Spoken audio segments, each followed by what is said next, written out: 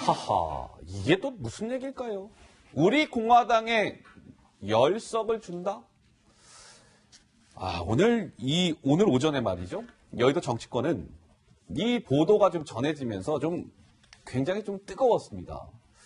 그러니까 김민지 기자, 자유한국당하고 우리 공화당하고 무슨 선거 연대를 한다 이런 겁니까? 네, 보도 내용은 이렇습니다. 자유한국당이요, 우리 공화당을 상대로 수도권 의석을 10석가량 조금 주고, 대구, 경북도 일부를 양보할 테니 연합공천을 하는 건 어떠냐 이렇게 방안을 제시했다고 합니다. 그런데 홍문종 우리 공화당 공동대표는 여기에 회의적 반응을 보였다. 일단 여기까지가 보도의 내용이었습니다. 예. 그런데 그러면 한국당에서는 이 보도와 관련해서 일단 부인을 했습니다. 그런 사실이 없습니다. 이렇게 부인을 했는데요. 하나 좀 짚어볼 대목이 있는 것 같습니다. 먼저 황교안 대표는 이렇게 얘기했습니다. 듣고 오시죠. 박맹호 거기까지 하시죠. 네, 우리 공화당 그런 만나서 연합 공천에 대해서 이야기했다 이런 전혀 사실이 아니라는 얘기까지 했습니다. 그 보도에도 그 이야기도 나와 있는 것 같아요. 만난 일이 없답니다. 그러니까 박맹호 한국당 사무총장하고 홍문종 우리 공화당 대표가 만난 적이 없습니다라는 게 황 대표의 주장인데요. 김민지 기자가 좀 취재해보니까 근데 좀 사실과 다른 것 같다면서요? 네, 일단 박맹호 사무총장하고요, 홍문종 우리 공화당 공동대표하고 둘 다 통화를 해봤습니다. 일단 박맹호 사무총장이 처음에 부인을 했던 건 기억을 못했기 때문이라고 일단 저한테 전화통화로 얘기를 했는데요. 이후에 만난 사실은 자체는 인정을 했습니다. 그리고 또 홍문종 우리 공화당 공동대표 가 이런 얘기를 했어요. 저녁 식사 자리에서 총선 이야기가 오간 것은 맞다. 그리고 열석 이야기도 나왔는데 내가 턱도 없는 얘기라고 답했다고 하면서 이런 얘기를 덧붙였어요. 우리 공화당을 뭘로 보고라고 하면서 좀 불쾌감을 나타내더군요. 우리 공화당을 뭘로 보고 한 10석 정도 주고 선거 연대를 하자고요. 이게 이제 홍문종 대표의 워딩이었다는 건데요. 글쎄요. 이거 어떻습니까? 정 교수님 이거 어떻게 봐야 돼요, 이거를? 예. 어쨌든 저 두 사람의 그 인터뷰 내용만 본다면 네. 우리 공화당의 몸값이 한참 올라가고 있는 것 같아요. 몸값이 올라가고. 열석도 우리는 그 정도 갖고는 말 안 돼. 턱도 이런 없다. 건데, 턱도 없다. 이런데 저는요, 만났냐라는 부분에 대해서 사실 여부는 곧 밝혀지게 돼 있고 또 만나지 않았는데 아니때 굴뚝에 연기 날 리 없지 않습니까? 예. 자, 그런데 충분히 나올 수 있는 예상 시나리오로 보여집니다. 그리고 이것은 또 하나는 지금 한국당과 관련해서 이게 도로 친박당으로 회귀하는 흐름과 궤를 같이 하는 것 같다. 지금 친박당 내 친황 체제가 구축됐다고 합니다만 사실은 요직, 당직이라든지 국회직이라든지 대부분 다 친박 인사들이 당직을 지금 차지하고 국회직을 차지하고 있는 현실이거든요. 그런 것과 총선을 앞두고 보수 통합 없이는 네.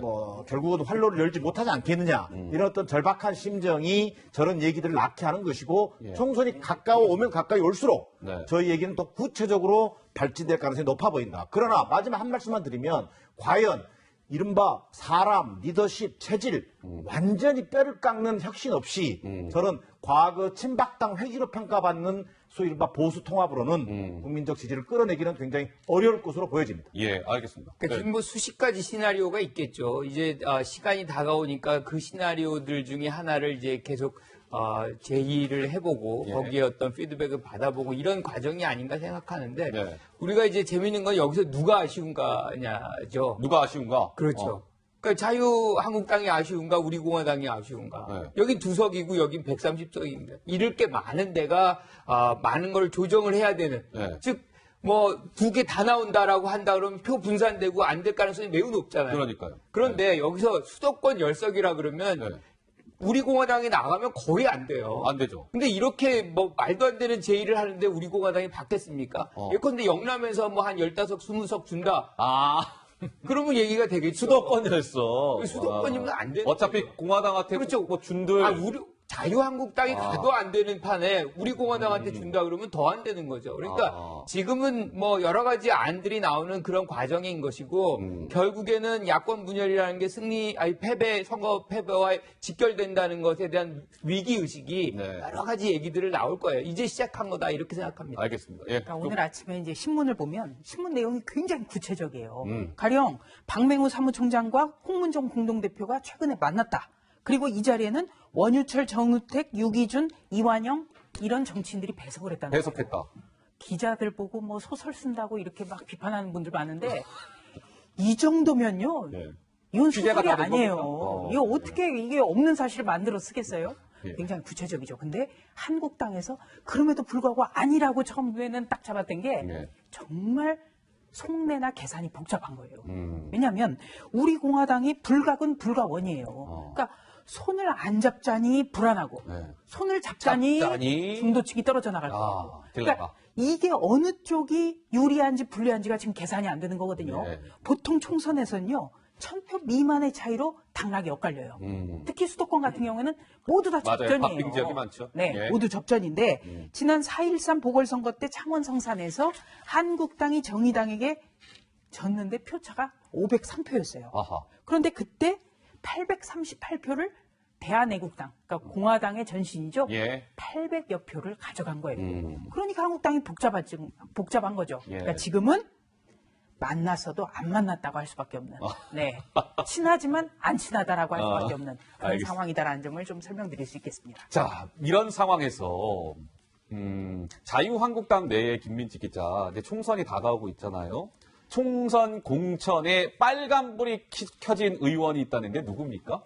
네, 지금 시점에서 당원권 정지 6개월이라는 징계를 받게 된 징계. 의원이 있습니다. 국토위원장을 맡고 있는 박순자 의원인데요. 지금 뭐 다른 의원이랑 1년씩 나눠 맡기로 뭐 당내 합의가 있었는데 이를 무시하고 버티기에 돌입했다가 징계위에 회부된 그 박순자 의원 얘기입니다. 김재현 의원이요. 최근 박순자 의원을 만나서 이렇게 얘기한 적이 있습니다. 직접 들어보시죠.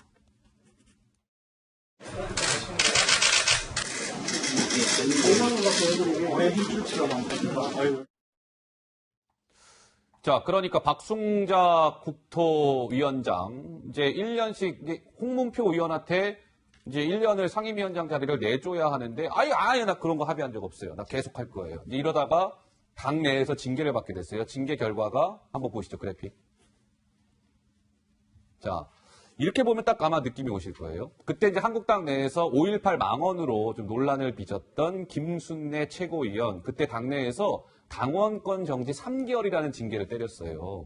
근데 이번에 박순자 의원은 국토위원장직 버티기에 당원권 정지 6개월, 그러니까 5.18 망언 논란에 휩싸였던 김순례 의원의 거의 더블이죠, 더블? 3개월에서 6개월 지금 박순자 의원 징계받았다는데 이건 좀 어떻습니까?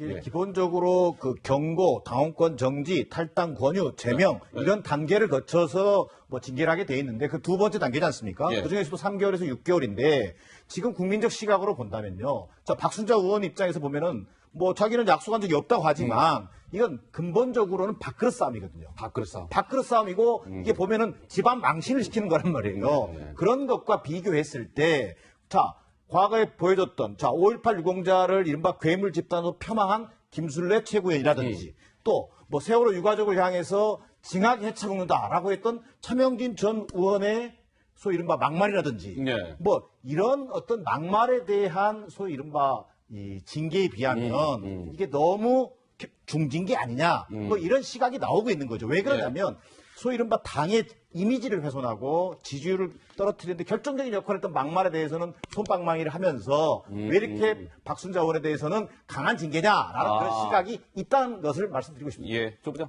예. 이게 뭐와 비교가 되냐면요.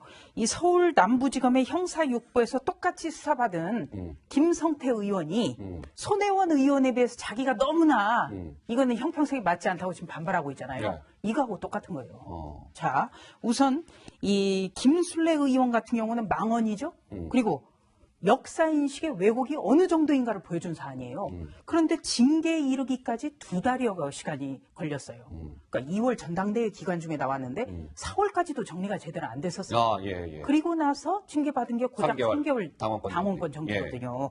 그런데 박순자 의원 같은 경우에는 국토위원장직 버티기 이거 정말 의원에 해서는 안 되는 행동을 한 거죠. 예. 그런데 이 징계가 나올 때까지는 딱 18일이 걸렸어요. 18일? 네. 아하. 그런데 나왔는데 역사 왜곡이나 망언에 비해서도 징계가 2배 더 혹독하게 나온 거예요. 예. 그러면 반발할 수밖에 없는 거죠. 그렇군요. 네. 예, 알겠습니다. 자, 박순자 의원의 징계 결과에 대한 분석이랄까요? 좀까지 해봤습니다.